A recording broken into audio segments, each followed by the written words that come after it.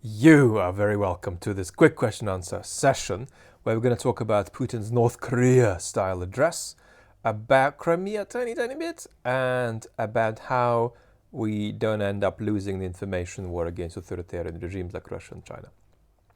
I'm just here reading a lot of outstanding questions and comments that are going to feature in the long form Q&A to come on the chat channel. I'm very grateful for all of those. And it's going to be interesting how we keep that quality up as the channels traverse the mysterious seas of the YouTube algorithms. I hope you're faring well in these post-New Year's celebration days, and hope these have been magical times, or at least times with a little bit of magic for you. Let's go. Commentary, lots of questions here. Commentary, please, on Putin's North Korean presentation. So, Putin stood against a background of folks in military uniform. It's irrelevant who they are, right? When we don't know who they are, we tend to assume that the majority are FSO people. So that's the Federal Guard Service, not the military. But they're just dressed in military uniform. But that's unimportant. What's important is the setup, is the image. Now you've got to bear in mind something that's quite significant. And that's that while Putin, in my opinion, is actually not extravagant in his sort of obsessions with wealth, or at least obsessions with wealth converted into grandiosity as a private citizen, but rather he believes in grandiose expressions of statehood, and then he thinks those should be associated with him because he impersonates the state and incarnates Russia's historical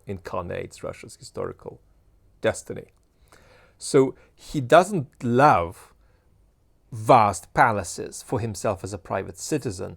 He loves vast palaces for himself as Russia's historical, pulse, as Russia's historian-in-chief, as Russia's chief myth maker, and so on. So, and we know all of the things he's done, all of the massive rituals he has created, but here he is downgrading it very deliberately. It didn't have to be this basic, but it was. So this was really North Korea style. So what can we read from this? Two things, I think. First, simplification. You're in the barracks now, okay? Russians, you're in the barracks.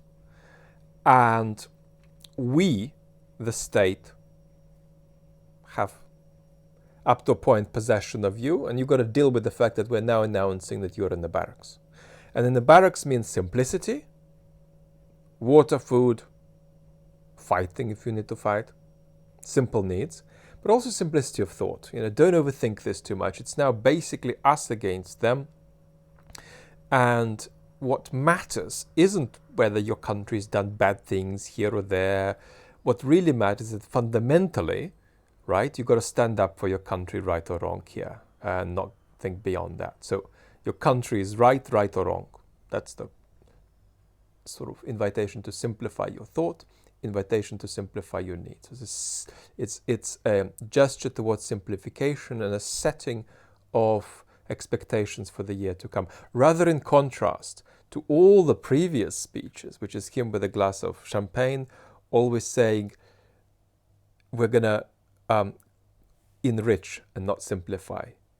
Yes, this has been a bumpy year or two, but we're looking forward to more economic growth and things will get better and so on. Now it's the opposite. We're going to contract our existence. So that's the simplicity bit. And the second bit, I think, is something like totalization, right? Which means this isn't about some of you, it's about all of you now. Doesn't mean all of you are going to fight at the front, but it's about us moving to a situation where either you're going to get politicized, right? You're going to feel yourself as at one with the state, or more likely, you're going to accept, perhaps reluctantly, that you are now part of this project and you don't necessarily have to embrace it, but you have to be resigned to the fact that you're going to have to negotiate your life against the reality of that project now. Deal with it. It's going to affect all of you. It's not just a special military operation anymore. So I think that from all of this we can take the conclusion that there are going to be mild steps toward fascization to come. What's mild fascization?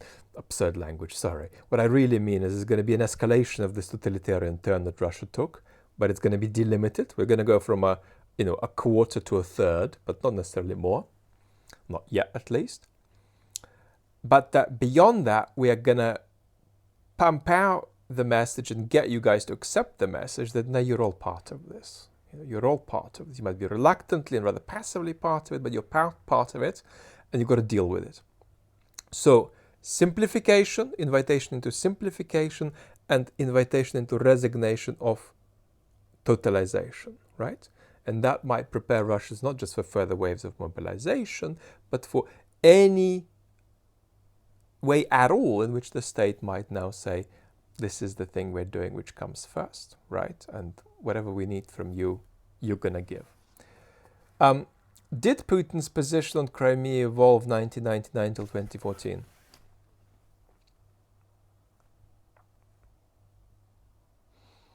My sense is that it never evolved. I think that in the video on the main channel on Crimea, I think I mentioned that perhaps there was 10% of the population always who were sort of aggrieved about Crimea ending up in Ukraine's hands. And Putin was always one of that 10%.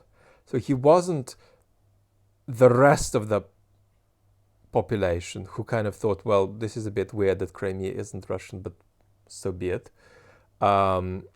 He actually thought that this was a problem. He didn't blame drastically Yeltsin or Gorbachev for this. He just sort of generally felt it was a time when things weren't going well, where territory was being ceded, and now we're getting it into a time where, I'm going to be a gatherer of lands. There's a story that the ex-editor-in-chief of Echo Moscow tells about this, and that's that he was at an event with Putin, during which he actually had a televised, tense conversation with Putin. And after, he was one-on-one with Putin for perhaps over an hour. And Putin said to Venediktov reports, Crimea is ours. I'm not going to go to war over it, obviously. This is 2008, but it's ours. And Venediktov says, why? And Putin says, historical fairness. So that view was sort of positively present in Putin, it seems to me, all the way through. How does the West fight its information war against Russia and China in 2023? So, participated in a project about this recently, where perhaps I was a bit unprepared actually, because it's about translating my established thoughts about democracy into my rather less established thoughts about information war. Because I'm not an information war expert. Peter Pomerantsev, for example, is. I'm just not.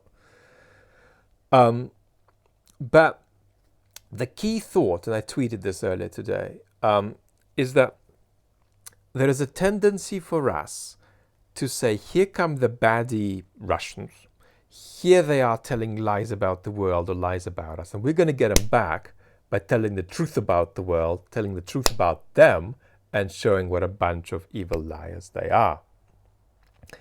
And I am saying, fundamentally, that's a mistake. It's a mistake to counterpunch bad things they say about us that might be false, sometimes could be true, but generally would be false, with saying bad things about them that are true. Because what it does is get the focus wrong. To win the information war against Russia and China and other authoritarian states, we need to focus not on them, but on us. We need to inspire our own citizens toward democracy. We need to make them feel invited into a journey that has meaning and is worth investing into rather than throwing eggs and tomatoes at. So the key focus for us is talking to ourselves and talking to all of us, all citizens of each Western country, not just those we agree with. So that's, I think, the key strategy. The capacity of democracies to talk to themselves is number one, right?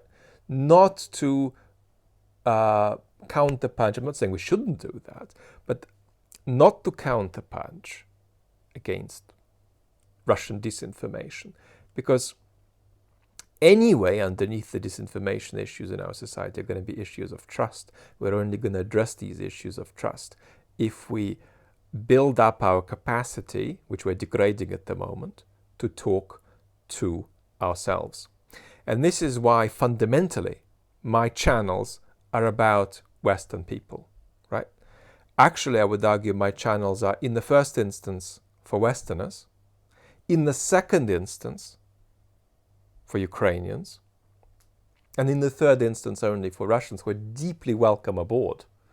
And if I had more bandwidth and more health, I would actually have a dedicated Russian channel, not Russian subtitles, dedicated Russian channel. But at the moment, that's not feasible. And the reason I put Ukrainians second there, and not Russians as a demographic that I'm addressing, is actually because when Ukraine comes out of this war with a victory or something like a victory, it's going to have to look westwards for inspiration about, if you like, democratic sustenance. And it's going to run into the problem that the models that it might reach for are themselves in trouble. So that conversation about what we are up to, what is happening to us here in the West, our dynamics of democratic degeneration and our capacities for democratic regeneration are going to be absolutely crucial, for Ukraine too. And Russia is far behind this trajectory. It's far behind this sort of large-scale conflict on the ex-Soviet space between the democratic modern republic and imperial tyranny. Because, of course, it's probably only about maximum 20% of the Russian population, probably less, who are positively and consciously, if you like, democratically activated and committed to this, political tension on that space. So, to beat the authoritarians, we've got to focus on ourselves and our own citizenry, right? Not on firing back pellets at them. That's not going to be what stops us from sliding toward becoming Hungary, and then arriving into being Hungary, what stops us from sliding further into becoming, Belarus. So, can't wait to speak with you very, very soon. Lots and lots of love.